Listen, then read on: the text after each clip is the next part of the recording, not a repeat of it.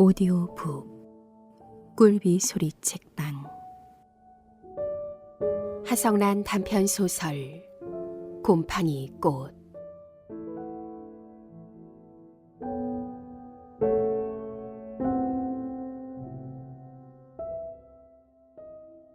5층 아래로 내려다 보이는 놀이터는 빗물이 고여 작은 웅덩이 같다.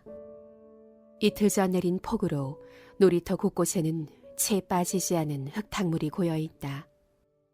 여자가 걸터앉은 시소의 반대쪽도 아이가 매달려 있는 구름 사다리 아래도 물이 고여 있다. 여자는 콩을 까고 있다.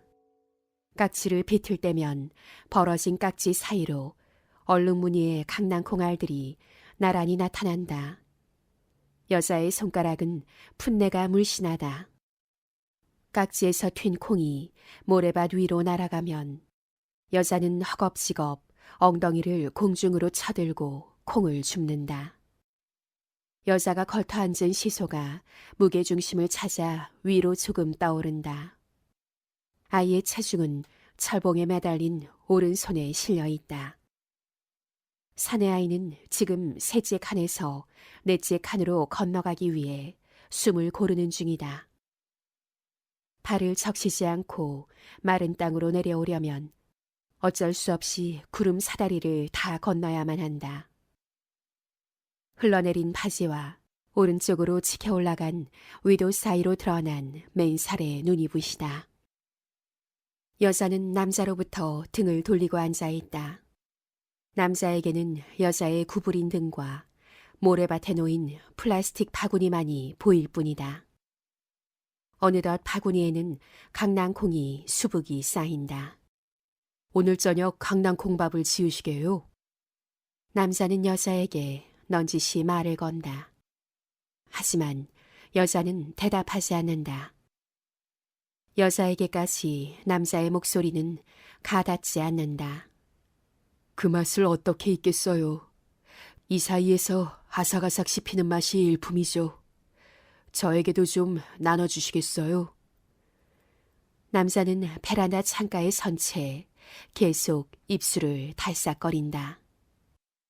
콩깍지를 덮고 있는 가실가실한 솜털의 촉감과 콩깍지의 틈을 벌리느라 엄지손톱에 낀 섬유질까지 전부 다 상상할 수 있다. 다행히 여자는 아까부터 남자가 자신을 바라보고 있는 것을 눈치채지 못한다. 여자는 지금 콩에만 열중하고 있다. 수학 문제를 푸는 학생 같다. 아이는 건너편으로 건너가지 못하고 여전히 철봉에 매달린 채 입을 앙 다물고 있다. 남자는 바지 뒷주머니에 끼어있던 수첩을 꺼내든다. 엉덩이에 눌린 수첩은 완만하게 구부러들어 있다. 한 장을 넘기려니 덩달아 다른 장까지 붙어 넘어간다. 갈피 사이에 음식 찌꺼기가 묻은 채 그대로 말라버렸기 때문이다. 콩깍지, 시소, 구름 사다리, 사내 아이, 물웅덩이. 남자는 그 여자를 기억할 만한 몇 개의 단어들을 적는다. 콩을 까고 버린 콩깍지는 수많은 쓰레기 봉투 가운데서 그 여자를 식별하는 유일한 단서가 될 것이다. 남자는 그 여자가 몇 호에 사는지 알지 못한다.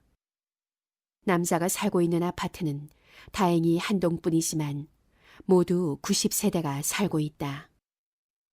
오늘 아침 뉴스에서 기상캐스터는 노란 비옷에 노란 우산을 받쳐들고 일기예보를 했다.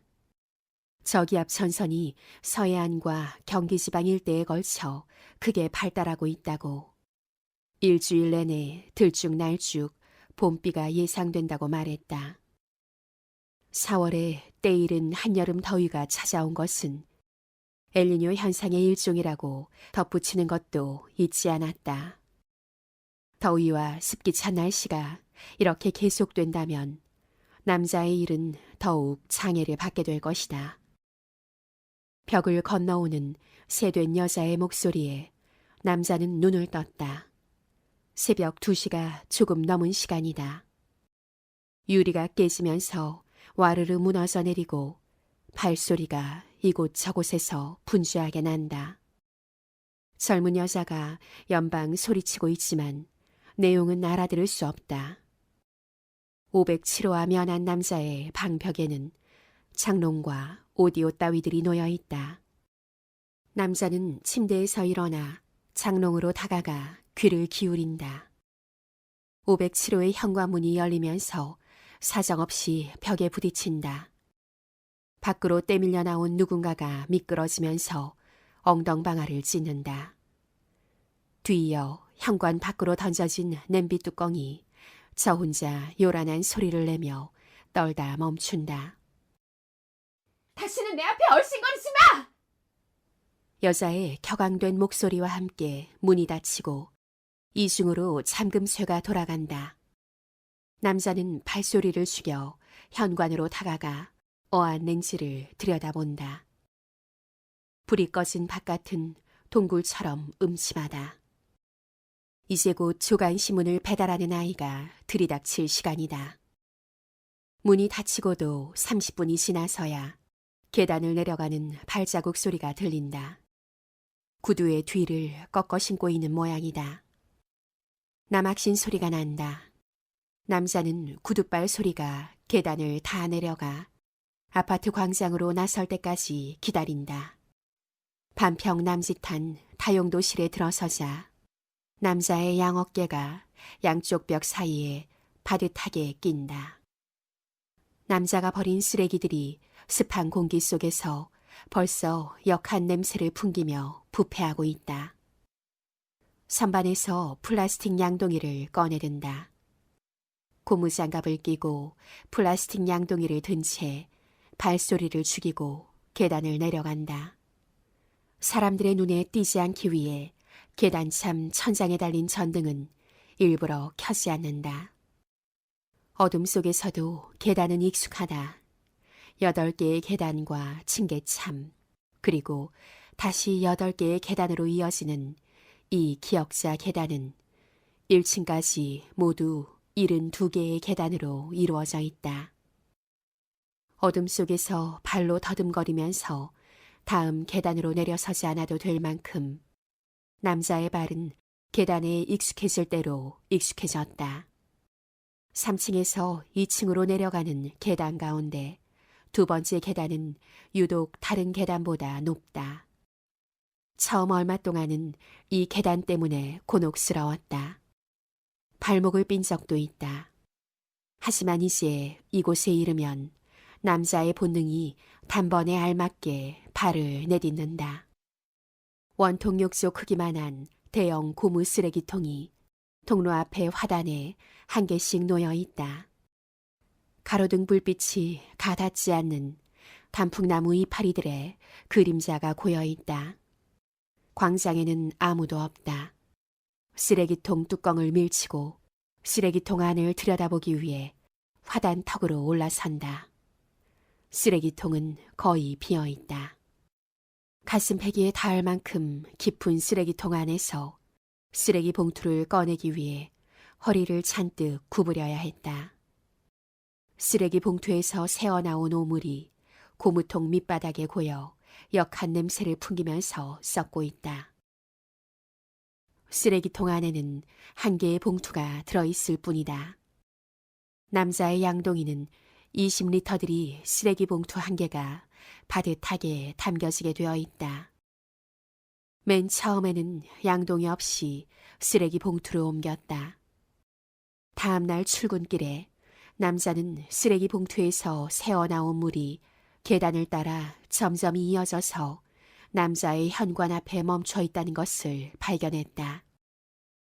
쓰레기 봉투는 묵직하다. 두 손으로 봉투를 드러내자 조심했는데도 슬리퍼를 신은 남자의 발등 위로 썩은 물이 주르륵 흘러내린다. 비좁은 목욕탕을 개조하면서 욕조를 드러내지 않은 것이 천만 다행이었다. 지은 지 15년이 된 이 낡은 아파트로 이사를 오면서 남자는 벽지와 장판은 물론 싱크대도 새 것으로 갈았다. 사기로 만든 욕조와 변기는 군데군데 금이 가고 깨져 있었다. 짙은 갈색의 타일도 어느 것 하나 온전한 것이 없었다. 떨어져 나가거나 움푹 팬 타일 틈에 물때가 끼어 있었다. 세수를 하고 물을 받은 세면대의 마개를 뽑았다. 하수관으로 흘러내려가야 할 새순물이 남자의 발 위로 걷잡을 수 없이 쏟아졌다. 배수관에 트랩이 음새가 어긋나 있어 그 사이로 물이 새어나온 것이었다. 수리공은 때가 잘 끼지 않고 가벼운 플라스틱 소재의 세면대로 바꾸어 달면서 욕조를 떼어내라고 권유했다. 이렇게 작은 목욕탕에 굳이 욕조까지 있어야겠느냐고 욕조를 떼어내고 샤워 시설만 다는 것이 요즘 추세라며 끈덕지게 남자를 설득했다. 하지만 남자는 수리공의 말을 무시하고 욕조를 떼어내지 않았다. 수리공이 돌아간 그날 저녁, 남자는 수리공의 말을 듣지 않은 것을 후회했다.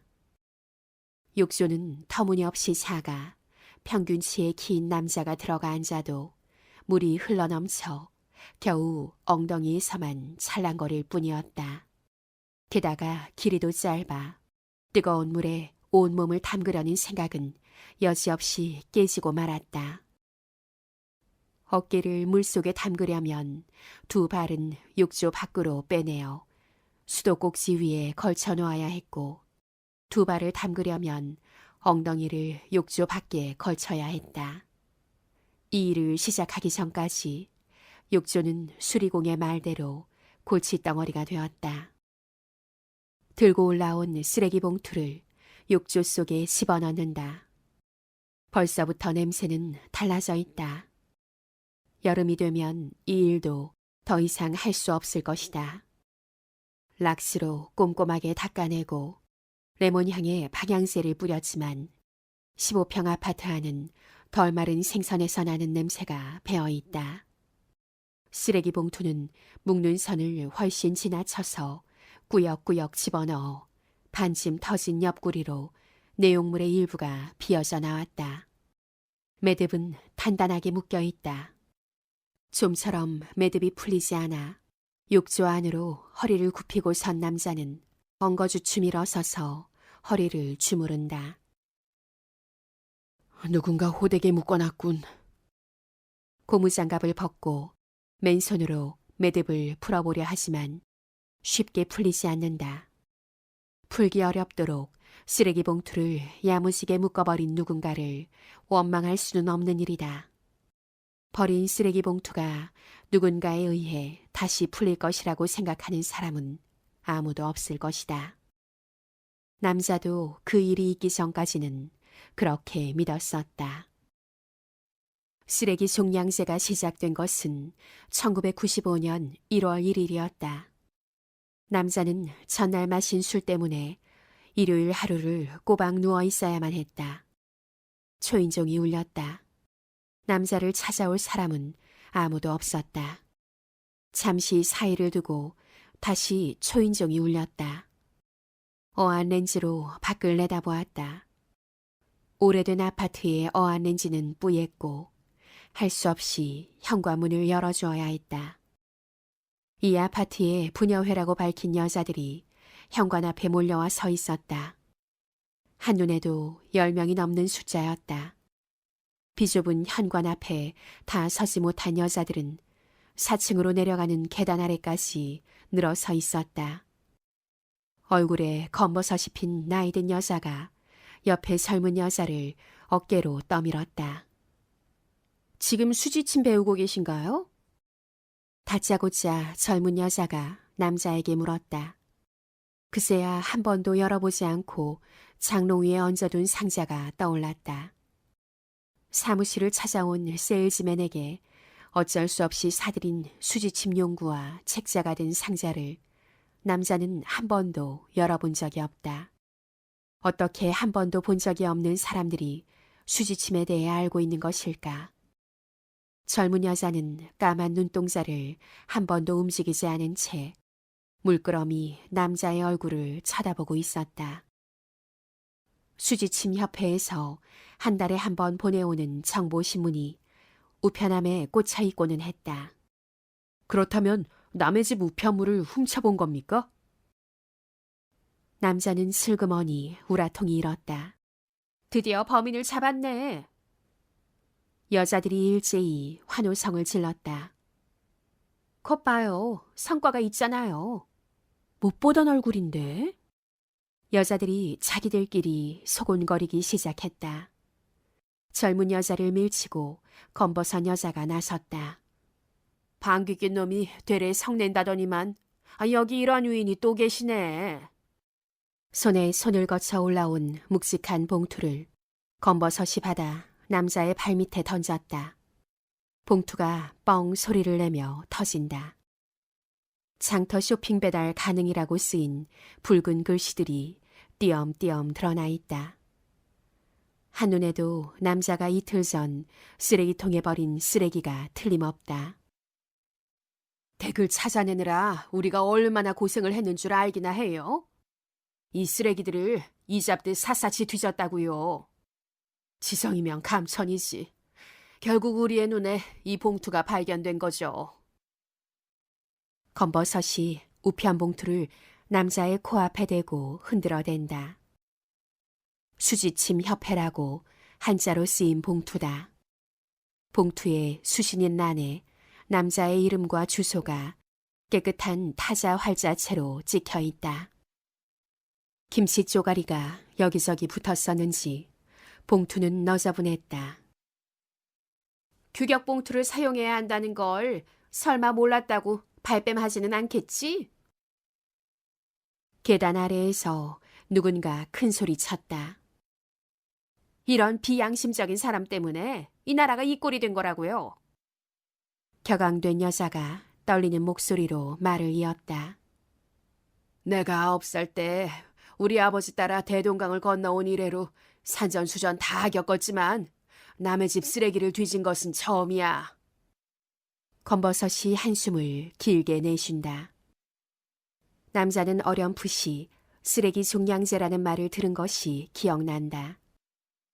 한 번만 다시 이런 짓을 했단 봐라. 여자들이 하나둘 계단을 내려간다. 뒤처진 젊은 여자가 일행을 따라 내려가다가 말고 남자를 쳐다본다. 어머, 혼자 계시나 보죠? 이해하세요. 요새 이런 일이 어디 한둘이라야죠. 쓰레기 봉투값이 얼마나 된다고 아예 깊은 밤에 몰래 쓰레기를 갖다 버린다니까요. 쓰레기차도 이런 건 수거해 가지 않아요. 몇 계단 아래에서 검버섯이 소리친다. 걔서 뭐 하고 섰어? 얼른 내려오지 않고선. 다른 봉투를 뒤져야지.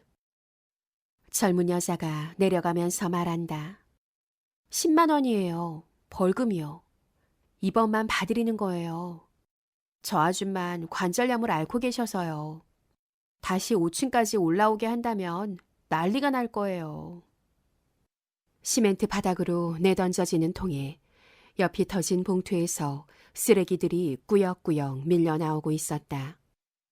계단을 따라 쓰레기 봉투에서 흘러내린 진물 같은 썩은 물이 점선으로 남자의 현관 앞에까지 이어져 있다. 현관 바닥에 흩어진 쓰레기들을 주워 모으기 위해 고무장갑을 끼었다. 푸른 곰팡이가 핀 밥알과 사놓고 먹지 않아 버린 골문 감자들은 집어들기가 무섭게 손 안에서 물크러진다. 고약한 냄새 때문에 몇 번이나 헛구역질을 했다. 분명 자신이 버린 쓰레기들인데도 쓰레기들은 낯설었다. 쓰레기를 주워 담다가 꼬깃꼬깃 구겨진 편지지들을 발견한다. 편지지는 이미 어느 정도 반듯하게 펴져 있다. 이 손에서 저 손으로 옮겨가며 여자들이 이 편지를 읽었을 것이 틀림없다. 편지를 읽으면서 킥킥거렸을 여자들의 얼굴이 떠오르자 참을 수 없이 화가 치밀었다. 자신의 글씨체조차 낯설었다. 당신이 결혼하려는 그 사람은 결코 당신의 배우자가 될 만한 사람이 아닙니다. 난 그 사람을 당신보다도 훨씬 먼저 알았습니다. 당신에게는 보이지 않는 그 사람의 그늘진 모습을 나는 종종 보았습니다. 하지만 당신은 내 충고를 듣지 않고 결국은 결혼 날짜를 잡았더군요. 오늘 회사에서 당신과 그 남자가 나란히 부서를 돌아다니면서 청첩장을 나눠주는 것을 보았습니다. 왜 당신 눈에는 그 남자의 허물이 보이지 않는 건가요? 당신 말대로 진정으로 누군가를 사랑한다면 아무것도 보이지 않는 건가요? 지금도 늦지 않았습니다. 당신을 내 몸보다도 사랑합니다. 어느 편지 하나 끝을 맺은 것이 없다. 남자는 만취해서 새벽까지 편지를 쓰고 또 썼다. 결국 그 편지는 붙이지 못했다. 봉투를 들자 터진 틈으로 소주병 뚜껑이 쏟아져 나와 바닥에서 퉁기졌다. 안주로 끓여놓은 젓가락도 되지 않았던 라면 가닥이 퉁퉁 불어 완성하지 못한 또 다른 편지지에 엉겨붙어 있었다. 가까스로 매듭이 풀린다. 매듭이 풀리자마자 쓰레기 한 움큼이 튀어올라 육주 안에 흩어진다. 먼지가 엉긴 머리카락과 담배꽁초가 한데 뒤범벅이 되어 있다. 낚시 의자를 가지고 와 육주 앞에 펼쳐놓고 걸터 앉는다. 남자는 다시 고무장갑을 끼고 쓰레기들을 유심히 살피기 시작한다. 목욕탕의 백열등은 얼마 전 100와트짜리로 바꾸어 끼었다. 눈이 부실 정도로 목욕탕 안은 밝다. 머리카락의 길이는 20cm를 훌쩍 넘는 것들이다. 남자는 머리카락의 양끝을 팽팽하게 잡은 채 전구에 가까이 대고 찬찬히 살펴본다. 필터 끝까지 타들어간 담배꽁초를 집어든다. 필터 끝에마다 이자국이 나 있다. 육주 안에 펼쳐놓은 쓰레기를 들여다보면서 무릎을 포개고 그 위에 수첩을 펼쳐놓는다. 4월 23일 오비라거 맥주 뚜껑, 풀무엉 콩나물, 신라면, 코카콜라, 참나무통 맑은 소주. 남자의 수첩에는 글씨들이 빼곡하게 채워져 있다. 숨은 그림 찾기에서 찾아야 할 항목들처럼 보인다. 남자는 망가진 시계의 부속품을 핀셋으로 집어올리는 시계 수리공처럼 참옷 진지하다. 꼼꼼하게 쓰레기들을 뒤지다가 간혹 멈추고 수첩에 글씨를 적는다. 박하향의 쿨담배다. 쿨담배. 고무장갑 손가락 끝에 묻은 오물이 수첩에 묻지 않도록 볼펜의 윗부분을 쥐고 글씨를 쓰기 때문에 글씨의 획은 어느 것 하나 반듯한 것이 없다. 즉석면 용기가 2개 포개져 들어있다. 모두 수프에 건조 새우가 첨가된 우동이다. 오뚜기 밤원느 카레에 사용되었을 감자와 양파의 껍질이 속속들이 발견된다. 20리터 봉투 1개의 쓰레기는 헤쳐놓으면 육주의 반이 찬다. 배춧잎과 감자 껍질이 미끈둥거리면서 고무장갑 손가락 사이로 달아난다. 냄새가 제일 지독한 것은 단백질류다. 생선 내장과 머리, 먹다 버린 닭 조각들이 썩는 냄새는 새록새록하다. 닭뼈가 붙은 고무장갑이 딸려 나온다. 오른손 고무장갑이다. 핑크색이고 팔목에 마미 손이라고 눌린 글씨가 보인다. 남자는 수첩을 뒤적이며 며칠 전 쓰레기 봉투에서 발견한 왼손 고무장갑이 적힌 페이지를 찾는다. 3월 23일 제1제당 비트 750g, 쿨담배, 코카콜라, 농심 새우탕면, 마미손 고무장갑, 핑크 왼손. 상표와 색깔까지 똑같다. 이렇게 되면 의심할 여지가 없다. 한 집으로 묶는다. 그 또는 그녀는 오비라거와 코카콜라를 즐겨 마시고 쿨담배를 피우며 새우탕면을 좋아한다. 그 또는 그녀는 왼손잡이고 머리카락이 긴 여자거나 혹은 장발의 남자다. 이렇게 추론하는 것은 쉽다. 초콜릿이나 과자 봉투, 종이 기저귀 따위가 발견되지 않은 것을 보면 그 집에는 현재 아이가 없다. 남자는 지난 겨울부터 지금까지 통틀어 100개가 넘는 쓰레기 봉투를 뒤졌다. 쓰레기를 뒤지는 동안 자연스럽게 이 아파트에 사는 90가구의 취향을 조금씩이나마 알게 되었다. 15평의 이 작은 아파트에는 두 부류의 사람들이 산다. 남자처럼 독신이거나 아니면 신혼부부인 한 부류와 자식들을 모두 출가시키고 난 후 큰 집을 팔고 이사를 온 노부부가 그 한 부류이다. 텔레비전에서 선전하는 신제품의 상품들에 민감한 것은 언제나 젊은 사람들이다. 그들에게는 아직까지 모험심이 남아있다. 포장이 화려하고 열대지방의 과일이 섞인 펀치류의 음료수도 망설이지 않고 구입한다. 양이나 크기에 비해 값비싼 물건들을 구입하는 것도 그들이다. 그동안의 자료를 가지고 통계를 낸 적도 있다. 이 아파트에 사는 여자들은 손을 보호하는 성분이 들어간 고급 트리오를 쓰고 직장 여성이 많은 까닭인지 린스 겸용의 샴푸를 쓰며 양 날개가 달린 생리대를 쓴다. 남자는 욕조 안에 흐트러진 쓰레기를 다시 봉투 안에 쓸어 담는다. 물기가 빠진 쓰레기는 그 사이 더욱 부피가 줄어있다. 매듭을 묶은 쓰레기 봉투를 들고 다시 1층으로 내려가 쓰레기 봉투 안에 집어넣는다. 바지 주머니에서 담배를 꺼내문다. 그 여자의 쓰레기를 볼 수만 있었다면 남자는 그 여자의 숨겨진 성격에 대해서 알 수도 있었을 것이다. 그랬다면 그 여자가 까닭없이 코발트색에 약하고 입심이 좋고 단정한 옷차림의 남자에게 끌린다는 것을 알아낼 수도 있었을 것이다. 그 여자는 결혼과 동시에 직장을 그만두었다. 그 여자를 마지막으로 보기 위해 남자는 내키지 않았지만 그 집의 집들이에 갔다. 머리를 질끈 동여매고 앞치마를 두른 여자가 태연스럽게 남자의 옆자리에 끼어 앉았다. 미스 김, 아니 이제 미시즈 박이라고 불러야겠지? 어떻게 미스터 박에게 끌린 거야? 술자리가 무르익자 누군가가 그렇게 물었다. 그 여자는 배실배실 웃으면서 그 남자가 입고 있던 코발트 색깔의 와이셔츠 때문이었다고 말했다. 그 여자와 결혼한 후로도 그 후배는 변한 것이 없었다. 후배는 아직도 격리부서의 같은 사무실에 앉아 있다. 같은 대학의 2년 선배인 남자는 진급이 빨라 후배의 바로 뒤 책상을 쓰고 있다.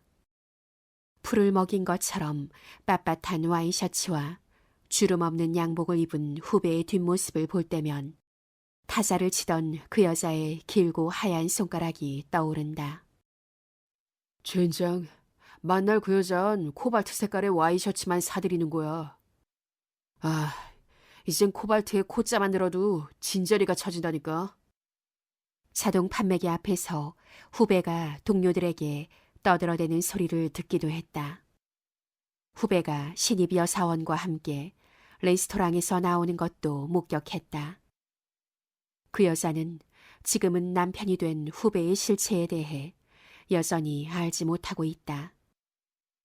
계단으로 올라서다가 남자는 신문 배달을 하고 계단을 급하게 뛰어내려오는 아이와 어깨가 부딪힌다. 아이가 남자에게서 멀어지면서 코를 감싸준다.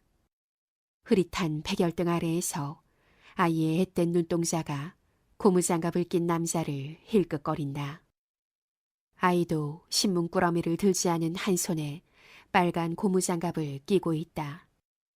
신문 투입구에 손을 넣고 빼다 보면 발목에 여린 살갗에는 쇠독 때문에 붉은 반점들이 생겨났다. 쇠독을 방지하기 위해 신문과 우유 배달부들은 고무장갑을 끼기 시작했다. 아이는 긴 다리로 공둥거리면서 다음 통로로 뛰어간다. 욕조와 목욕탕 타일 바닥을 락스를 진하게 탄 물로 헹궈내지만 어느새 남자의 집안에는 쓰레기 냄새가 가득 배어 있다.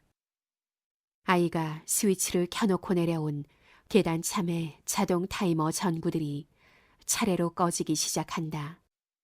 벌써 새벽 4시가 지나 있다.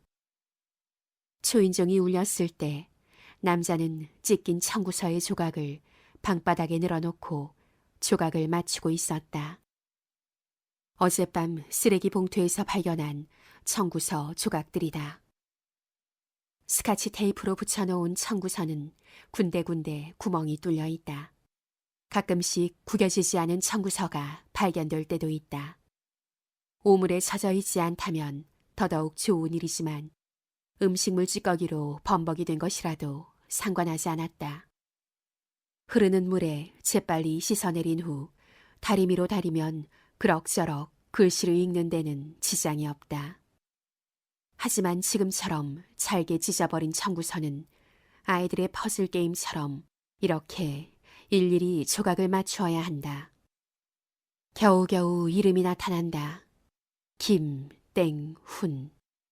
없어진 한 조각을 찾기 위해 방바닥을 살피고 있을 때 초인종이 울린다. 벨을 누른 사람은 문에 등을 대고 기대 서 있는 모양이다. 문을 밀쳤지만 문 뒤에서 완력이 느껴진다. 문은 꼼짝하지 않는다.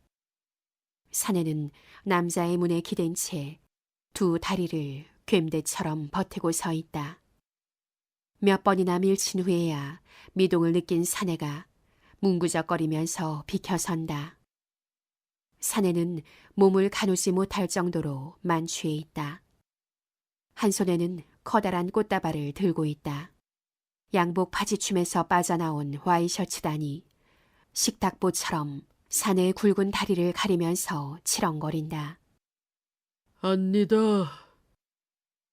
곰처럼 거대한 사내의 몸이 남자의 어깨를 덮치듯 쓰러진다. 사내의 체중을 이겨내기 위해 남자는 두 다리에 힘을 주고 벗댄다. 어림짐작으로도 100kg에 가까운 몸무게다. 남자는 거대한 곰에게 잡힌 원숭이처럼 버둥거린다. 사내가 남자를 내려다보며 다시 한번 중얼거린다. 압니다. 사내의 입에서 나온 역한 냄새가 남자의 얼굴 위로 고스란히 쏟아진다. 사내는 계속 남자의 몸을 짓누르면서 알아들을 수 없는 말을 중얼거린다. 곰곰이 되새겨보니 미안하다는 말인 것 같다. 가까스로 눈꺼풀을 든 사내가 사시처럼 따로 돌아가는 눈으로 남자를 물끄러미 내려다본다. 남자는 러닝 셔츠 바람이다. 사내의 눈이 번쩍 뜨인다.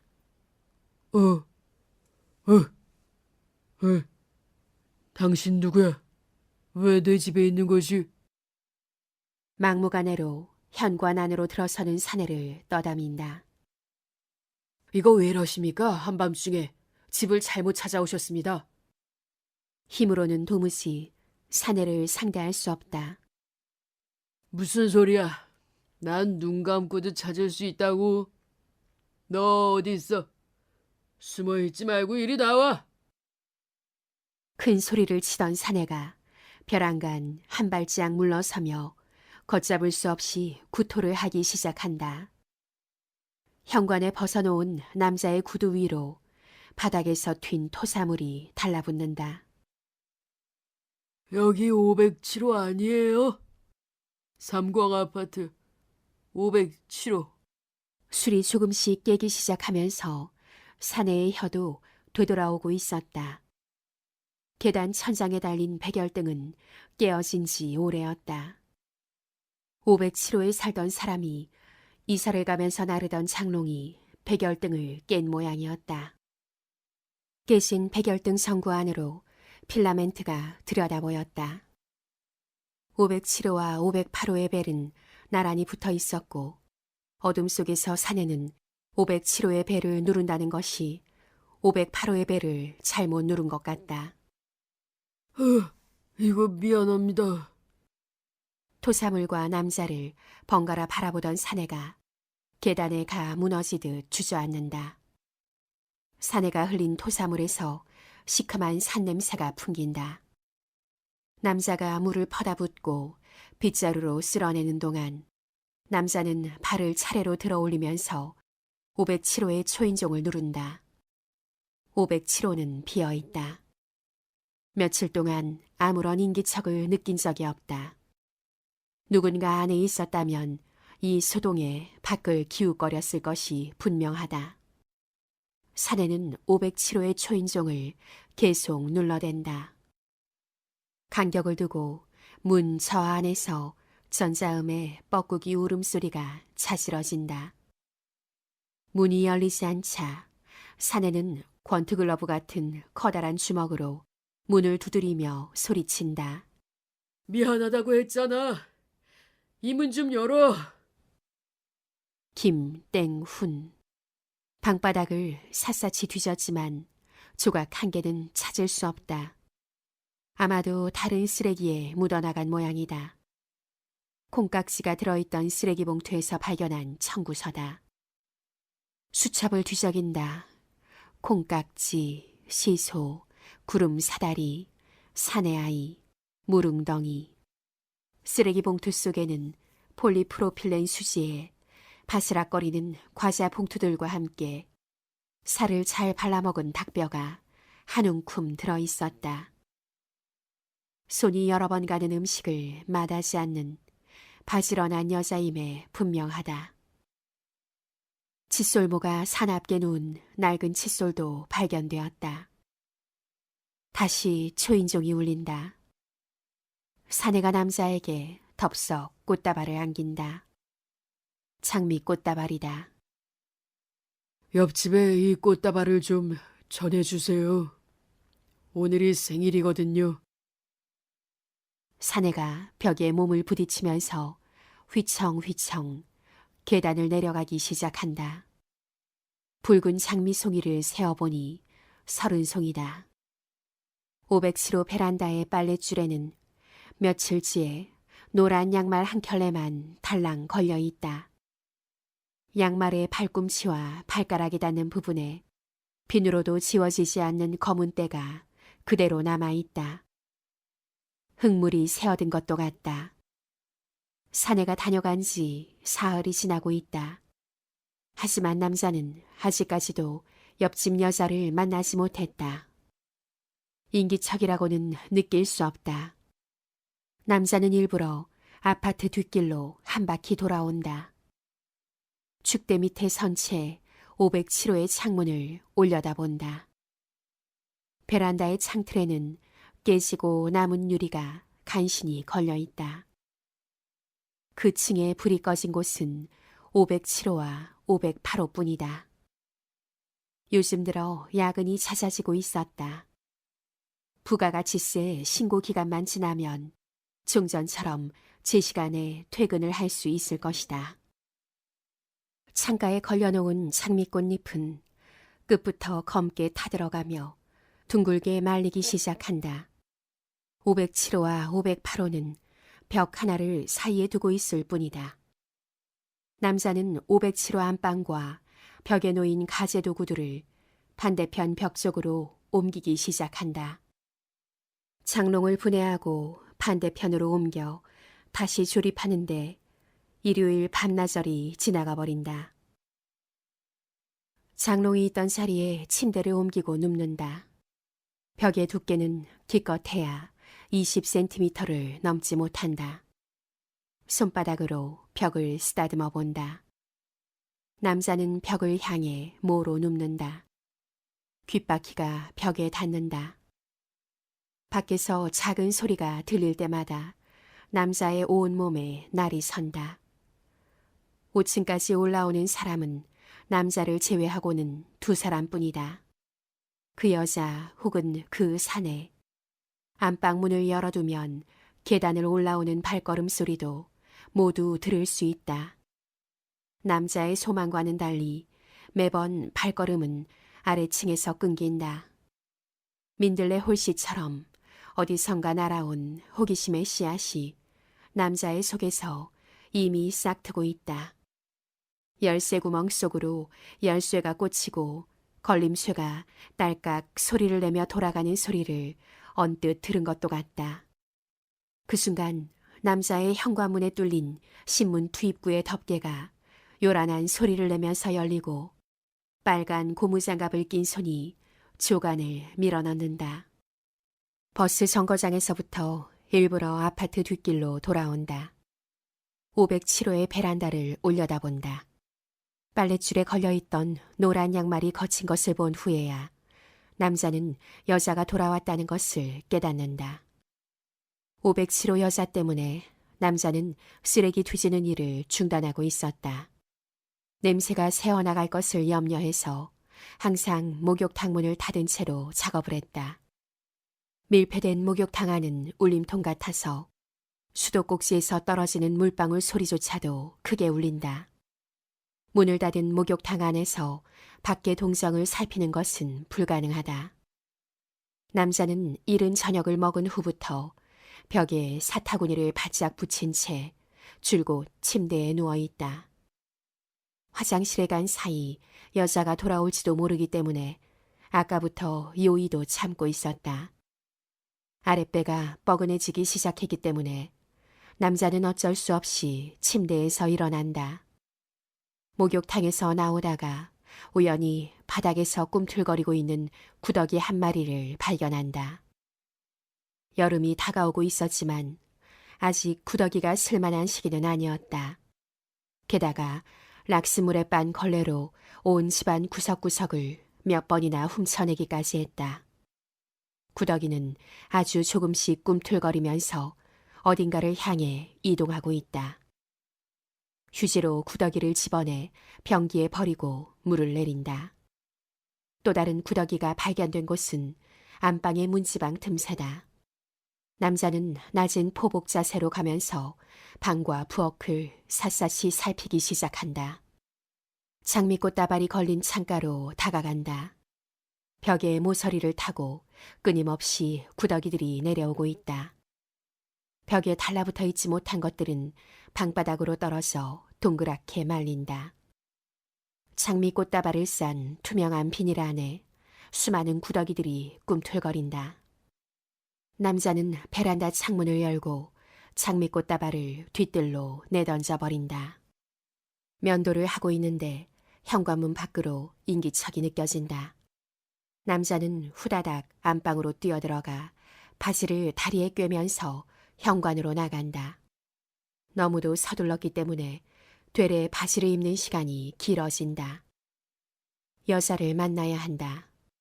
사내가 찾아왔었다는 것과 사내가 전해주었던 장미꽃 다발에 대해 이야기해야 한다.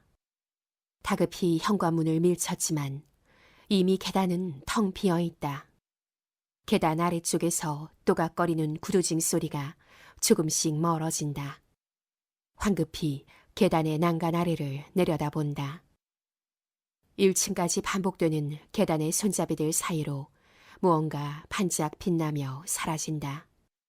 노란 나비 한 마리가 순식간에 날아오른 것 같다. 그것은 여자의 베란다에 걸려있던 노란 양말이었을까. 남자는 그제야 신발을 신지 않은 자신의 맨발을 내려다본다.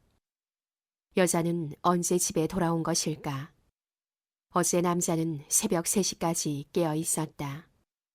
지금까지도 5층까지 올라오는 발걸음 소리를 듣지 못했다. 애당초 여자는 외출을 하지 않은 채 집안에 틀어박혀 있었는지도 모른다. 빈 계단의 공기 속에는 그 여자가 흘리고 간 향기만이 흐릿하게 남아있다. 사무실 여직원들 사이에 한때 유행했던 독약이라는 이름의 향수는 아니었다. 은은하면서도 코끝을 톡 쏜다. 남자는 폐가 풍선처럼 부풀어 오르도록 크게 숨을 들이마신다. 도대체 그 여자는 어떤 여자일까? 그 여자에 대해 알고 싶다는 생각이 든 것은 그때였다. 스테인리스의 신문 투입구를 들어 올리자 안에 또 다른 덮개가 나타난다. 덮개를 밀치자 엽서만한 사각 구멍 속으로 507호의 현관이 들여다 보인다. 시멘트 바닥에 닿은 한쪽 뺨이 시리다. 현관에 가지런하게 벗어놓은 비닐 실내화가 보인다. 겨자색의 발등 덮개 위에 조잡한 바느질로 꽃이 수놓아진 실내화다. 두입구 속으로 손을 집어넣어 바닥을 더듬거린다. 실내화는 손에 닿지 않는다. 단지 직감으로만 실내화를 찾아야 했기 때문에 더더욱 힘이 든다. 출근 시간에 맞춰 집을 나서려면 단지 10분 정도의 여유가 있을 뿐이다. 조금씩 안으로 밀어넣은 팔이 어느새 겨드랑이까지 들어가 투입구에 살이 낀다. 현관문에 닿은 얼굴이 짓눌린다. 팔을 빼 다시 안을 들여다보고 거리를 가늠한 후 다시 팔을 넣어야 했기 때문에 일이 더뎌진다. 생각 끝에 옷걸이를 낚시 모양으로 길게 만들어 투입구 안으로 집어넣는다. 옷걸이의 고리에 걸린 실내화가 남자 쪽으로 끌려온다. 드디어 남자는 실내화 한 짝을 손에 넣는다. 프리 사이즈의 실내화는 낡고 낡았다. 발바닥이 닿는 부분에 눌린 인조털로 가늠해보면 그 여자는 겨우 230mm의 작은 발을 가지고 있다. 발등 덮개에 비닐이 뜯어지고 탈색되어 있다. 겨자색처럼 보이지만 원래는 짙은 노란색이었던 것 같다. 남자는 실내화를 자신의 신발장 깊숙한 곳에 숨긴다. 이거 참 또 지각이군. 남자는 입술을 오므리고 한숨을 내쉰다. 뜻밖에도 경쾌한 휘파람이 흘러나온다. 내가 휘파람을? 남자는 경쾌하게 계단을 뛰어내려가 버스 정거장까지 내달린다. 보름만이다. 그동안에도 남자는 계속 쓰레기 봉투를 5층으로 날라올리고 있다. 청소차는 이틀에 한 번씩 쓰레기통을 비우고 간다. 하루라도 걸으면 영영 그 여자의 쓰레기는 찾을 수 없다. 보름째 되는 날, 남자는 쓰레기 봉투 안에서 여자의 나머지 한 짝의 실내화를 발견한다. 꽃 차수의 실내화. 쓰레기 봉투는 헐렁하다. 매듭도 헐겁게 메어져 단번에 풀린다. 여자는 보름 동안 꽃자수의 실내화 나머지 한 짝을 찾기 위해 방과 신발장 안을 샅샅이 뒤졌을 것이다. 기어코 오늘에서야 쓸모없어진 한 짝의 실내화를 버렸다. 꽃자수의 부분에 보라색 과일물이 들어있다. 남자는 신발장에서 나머지 한 짝의 실내화를 꺼내 나란히 두 짝을 맞춰 놓는다.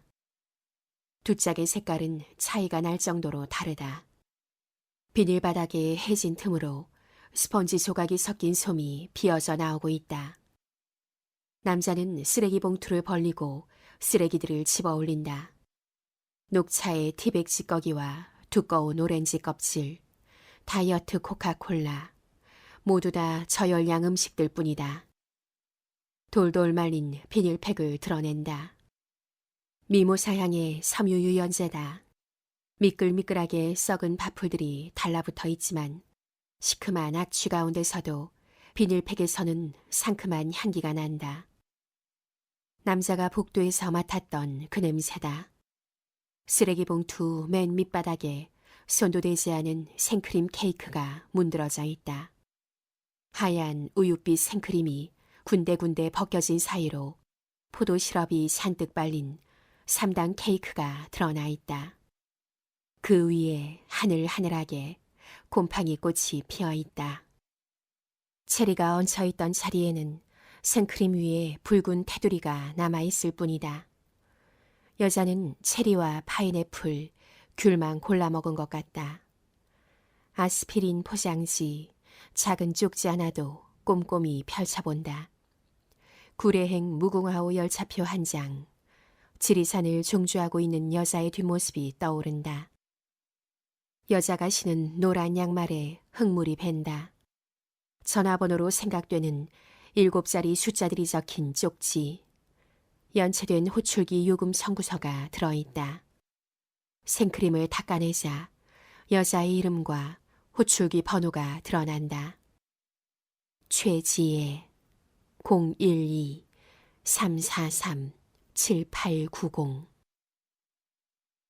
남자는 노란색 플라스틱 장바구니를 들고 거대한 쇼핑몰에 서 있다. 장바구니 속에는 미모사향의 섬유유연제와 럼주병처럼 손잡이가 달린 대형 락스병이 들어있다. 사람들이 잘 구입하지 않은 물건들이 쌓인 건반에는 뽀얗게 먼지가 앉아있다. 화장품 코너 앞에서는 마네킹처럼 짙은 화장을 한 판촉사원이 지나가는 사람들을 붙들고 설문지를 나눠주며 같은 말을 반복한다. 신제품 판촉회입니다. 설문지에 응해주신 분께는 소정의 사은품을 드리고 있습니다. 모든 기업은 한 해에 수십 가지의 신제품을 내놓는다.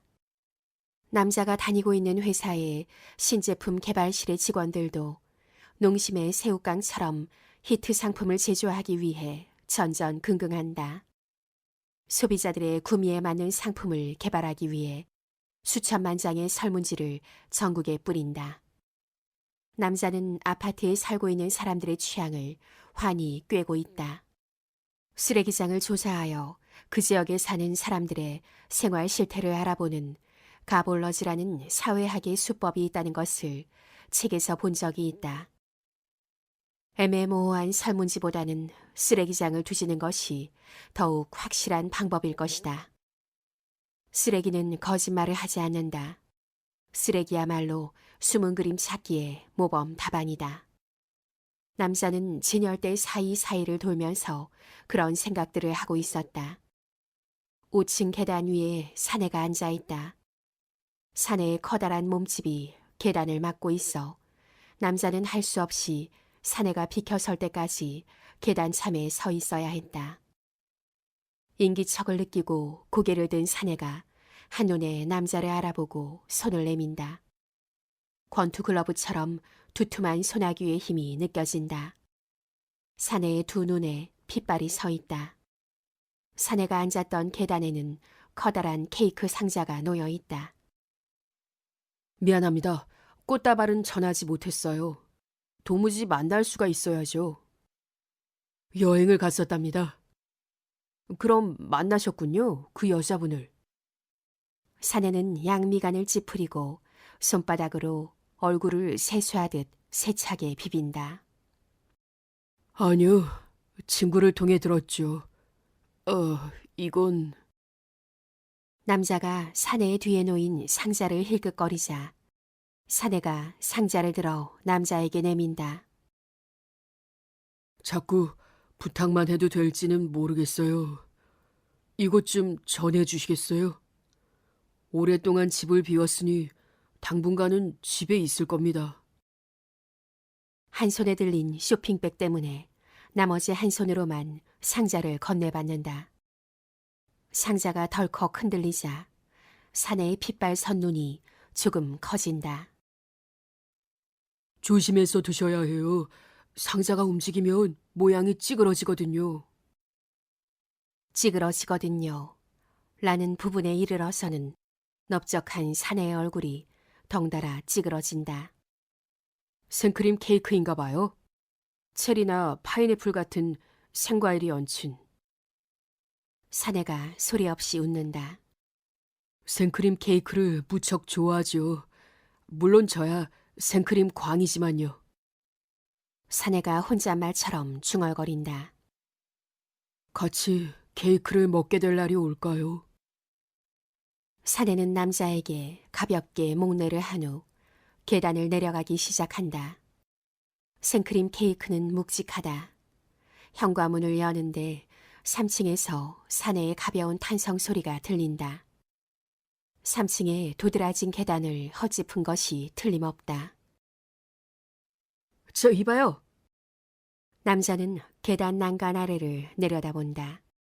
몇 계단 아래에서 사내의 커다란 얼굴이 남자를 올려다본다. 그 여자분 말입니다. 혹시 알고 계세요? 남자는 말을 하려다 멈춘다. 사내는 여자가 생크림 케이크를 좋아하지 않는다는 사실을 알지 못하고 있다. 어쩌면 그들의 결별은 생크림 케이크로부터 연유한 것인지도 모른다. 하지만 어떻게 이 사실을 오해 없이 사내에게 전달할 수 있을까? 쓰레기를 뒤졌다는 사실을 말한다면 남자는 단번에 미친 사람 취급을 받게 될 것이다. 여자의 입을 통해 직접 들었다고 말한다면 사내는 두 사람 사이를 오해할 것이 뻔하다. 무슨 일이라도 사내가 남자의 얼굴을 빤히 올려다본다. 만약에 말입니다. 또 며칠 동안 만나지 못한다면 남자는 말끝을 헐버무린다. 사내가 누런 이를 드러내고 활짝 웃는다. 그땐 그냥 형씨가 되십시오. 사내의 웃음소리가 점점 멀어진다. 여자는 지금 다이어트 중이다. 여자가 증오하는 것은 사내가 아니라 100kg에 육박하는 사내의 몸집일 뿐이다. 여자는 사내가 좋아하는 생크림 케이크를 억지로 먹어주는데 지쳤고, 사내는 여전히 여자가 생크림 케이크를 좋아한다고 믿어버린 데서 생긴 오해가 그들 사이에 틈을 만들었다. 사내가 한 번쯤이라도 여자의 쓰레기를 훔쳐볼 수 있었다면 그들은 헤어지지 않았을지도 모른다. 케이크는 냉장고 안에서 조금씩 굳어가고 있다. 남자는 아직도 여자를 만나지 못하고 있다. 매번 엇갈리고 있다. 남자가 뒤쫓아 나갔을 땐 여자는 이미 온데간데 없고 미모사 섬유유연제의 향기만이 그 가게에 풍길 뿐이다. 남자는 수첩을 펼친다. 최지혜 012-343-7890 7890으로 호출하신 분이세요? 전화 속의 여자는 껌을 질겅질겅 씹으면서 나른한 목소리로 말한다. 저 케이크를 전해드려야 하는데요. 도무지 만날 수가 없군요. 여자가 껌으로 풍선을 분다. 풍선이 터지면서 여자의 입가에 들러붙는다. 무슨 소리예요? 여자가 혀를 돌리며 달라붙은 풍선껌을 떼어내 다시 질겅거린다. 최지혜 씨 바로 옆집에 사는 남자입니다. 여자가 발끈 화를 낸다. 아, 정말 미치겠군. 한동안 어떤 남자가 계속해서 이상한 말만 녹음해두더니만. 이봐요. 난 뭐냐, 어? 난 최지혜라는 여자가 아니라고요. 이 번호 바뀐 지 한 달도 넘었어요. 507호문이 활짝 열려 있다. 남자는 냉장고에서 케이크를 꺼내들고 허겁지겁 507호 안으로 들어선다. 부부로 보이는 중년 남녀가 도배를 하고 있다. 가재도구를 드러낸 집안은 생각보다 넓어 보인다. 알싸한 본드 냄새가 집안 가득 고여 있다. 풀칠한 도배지를 들고 사다리를 올라가던 중년 남자가 현관에 선 남자를 내려다본다. 왜요? 도배하시게요? 싼 값에 해드려요. 풀이 뚝뚝 떨어지는 소를 들고 중년 여자가 웃으면서 이야기한다. 커다란 유리를 든 두 명의 인부가 계단 위로 올라서면서 남자는 507호 현관에서 물러섰다. 인부들은 베란다로 나가 깨진 유리를 떼어내고 새 유리로 갈기 시작한다. 사내는 뒤뜰에 들어가 무언가를 찾고 있다. 남자가 아른 채를 하자 피가 몰린 얼굴을 들며 가쁘게 숨을 몰아쉰다. 남자는 뒤뜰로 들어선다. 웃자란 잡초들이 무릎 높이에 와닿는다. 미안합니다. 케이크는 제가 먹고 말았어요. 그걸 다 먹어치우는데 꼬박 일주일이 걸렸죠. 사내의 한 손에는 부러진 나뭇가지가 들려 있다. 그 여자분은 이사를 갔어요. 물론 아셨겠죠? 사내는 연방 풀더미 사이를 나뭇가지로 두들기면서 고개를 주걱거린다. 그런데 여기서 뭘 하십니까? 지난 여름에 제주도로 휴가를 갔었어요. 지혜는 바다를 좋아하죠. 사내의 눈은 추억을 회상하기라도 하듯 흐릿하다. 최지혜가 좋아하는 것은 바다가 아니라 산이었다. 사내는 먼 곳에 시선을 고정한 채 계속 중얼거린다. 그때 하르방을 샀었죠. 왜 제주도 기념품 있지 않습니까? 구멍이 숭숭 뚫린 돌 인형 말이에요. 그날 그 소동이 있었을 때 지혜가 벼랑간 그 인형을 유리창 밖으로 던졌죠. 여기 어디쯤에 떨어졌을 텐데 아무리 뒤져도 찾을 수가 없어요. 남자와 사내는 100m 길이의 뒤뜰에 서 있다. 무성한 풀숲에서 작은 인형을 찾는 것은 쉬운 일이 아니다. 그럼 서로 양쪽 끝에서부터 다시 뒤져봅시다. 남자는 주위를 두리번거리면서 나무 막대기를 찾는다. 바쁘시요 안 오세요? 남자는 막대기를 주워들고 뜰의 가장자리로 걸어가면서 말한다. 제게 남아도는 건 시간뿐이죠. 막대기로 풀을 치면서 땅바닥을 살핀다. 언뜻 고개를 들어보니 사내가 벌건 얼굴에서 흘러내리는 땀을 연방 팔소매로 닦아내고 있다. 후텁지근한 날씨다. 한낮의 기온이 섭씨 28도를 오르내리고 있었다. 오늘 밤 마지막으로 딱 한 개야. 딱 한 개만 하고 그만둘 거야. 남자는 넥타이를 풀어 양복 주머니에 쑤셔 넣는다. 목을 쥐고 있던 와이셔츠의 윗도리도 푼다. 도대체 알 수가 없다니까. 진실이란 것은 쓰레기 봉투 속에서 썩어가고 있으니 말이야. 남자는 다시 풀숲을 막대기로 사정없이 휘두르기 시작한다.